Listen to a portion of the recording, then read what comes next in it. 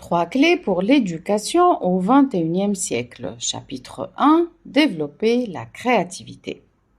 Section 12. Que penser des jeux vidéo? Que penser des jeux vidéo? Est-ce un vecteur de développement cognitif ou est-ce que c'est l'inverse? Est-ce que les jeux sont abrutissants? Rendent-ils l'enfant vraiment asocial et agressif? Ce sont de grandes questions qui taraudent pratiquement tous les parents. J'ai personnellement été très réticente et j'ai mis beaucoup de temps avant d'acheter un ordinateur et des manettes de jeu pour mes enfants. Mais j'ai essayé de bien m'informer pour prendre les bonnes décisions. J'ai observé les jeux vidéo et ils ne sont pas tous les mêmes. D'abord, il y a ce qu'on appelle les jeux de civilisation. Les enfants apprennent à construire des maisons, gérer une ferme, un restaurant, etc. Ça, il me semble que c'est un formidable outil pour apprendre le sens de la responsabilité, les principes de la gestion et de l'entrepreneuriat de façon générale. Il y a les jeux de guerre, c'est les plus répandus, les plus addictifs et les plus dangereux. Certains trouvent que ces jeux jouent un rôle exutoire, ils libéreraient l'agressivité de l'enfant. Je ne suis pas de cet avis. Je trouve malsain de laisser un enfant tuer, même virtuellement, courir dans tous les sens, subir cette pression d'être en guerre. La guerre, c'est vraiment ce qui a ruiné l'espèce humaine depuis qu'elle est sur Terre. À quoi ça sert? Quel intérêt? Quel plaisir dans un jeu de guerre?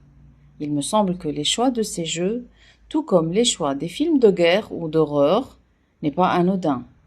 Il traduit les pulsions cachées au fond de la personne. Alors faut-il les renforcer, ces pulsions? Ou alors orienter l'énergie de l'enfant vers des choses plus positives?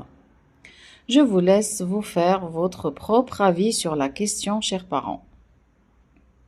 Il y a aussi des jeux de logique extrêmement intéressants qui proposent des exercices développant l'intelligence logique et mathématique de l'enfant. Il y a également ce qu'on appelle des jeux de stratégie, c'est les plus compliqués, avec des scénarios multiples en fonction des décisions prises par le joueur ou alors le groupe de joueurs. Mais je m'arrête là car je ne peux pas faire une revue exhaustive, ce n'était pas mon but. Donc pour ou contre, ce n'est pas la bonne question, on ne peut pas aller contre le sens de l'histoire. Les jeux vidéo font partie de l'univers de nos enfants. La bonne question, c'est quel jeu choisir pour mon enfant? Combien de temps? Avec qui va-t-il jouer? Etc. Dans les jeux, comme dans tout dans la vie, il y a du bon et du moins bon. Aujourd'hui, les jeux vidéo et les simulations sont utilisés dans beaucoup de secteurs. Dans l'apprentissage, que ce soit pour piloter un avion ou pour apprendre la chirurgie chez les jeunes médecins ou pour le trading, la spéculation financière, etc. C'est le sens du progrès et de l'histoire humaine. On ne peut pas aller contre. Mais c'est encore une fois la responsabilité du parent de s'informer sur le jeu que son enfant télécharge sur sa tablette.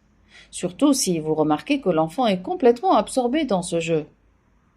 Le travail du parent, c'est d'orienter l'enfant vers les jeux réellement utiles pour son développement cognitif et plus largement pour le développement de ses intelligences multiples.